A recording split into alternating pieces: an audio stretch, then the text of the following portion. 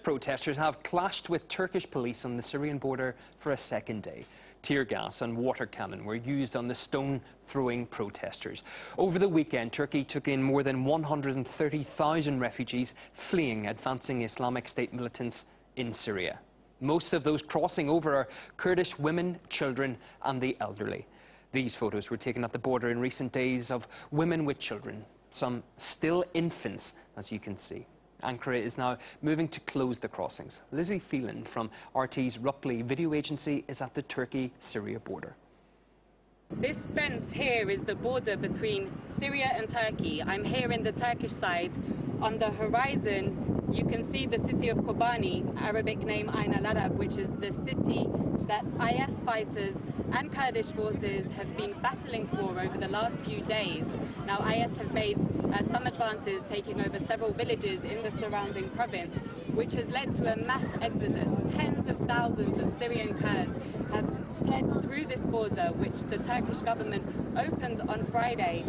It's now closed again, and you can see there are a few Syrian Kurdish families waiting for the last couple of days to get in this blazing heat with no food, no water. And if we pan a little bit to the right, you can see hundreds of Turkish police there securing the border. In the background, there's also a lot of gendarmerie. Now, if we zoom in, you can also see protesters there beginning to gather. These are Syrian Kurds and Turkish Kurds who want to go into Syria. Now, they say they want to go into Syria because they want to form a human shield against an IS advance on Kobani, because there's a lot of fears that if IS do take over Kobani, which is a city of 45,000 people, there will be a renewed exodus like that which we saw over the last few days of more Syrian Kurds coming through this border into the Şanlıurfa province where we are here in Turkey, which is already swamped with refugees. So things are very tense here today. Protests are expected, and there have been clashes here over the last few days, and we expect to see more of that today. The influx of Kurdish refugees to Turkey was triggered by the gains made by Islamic State in Syria recently. The jihadists took over 60 Kurdish villages. And it's Turkey where the majority of the refugees have fled since the beginning of the war, some 850,000 people. The UN now puts the total number of Syrian refugees at more than 3 million.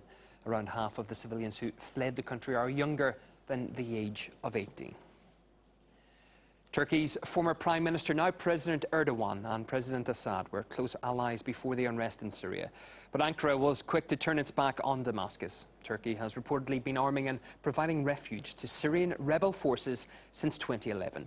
Journalist Sukant Shandan says Ankara isn't taking any steps to stop the jihadists. 50-odd consulate staff from Mosul of the Turks. It was very clear that the Turkish state has done a deal with the death squads holding that consulate staff. If we understand that 12,000 so-called jihadis, these are not jihadis, these are death squad members, some of which have gone from London and England and France and Belgium, has gone through the Turkish-Syrian border, and nothing could be clearer.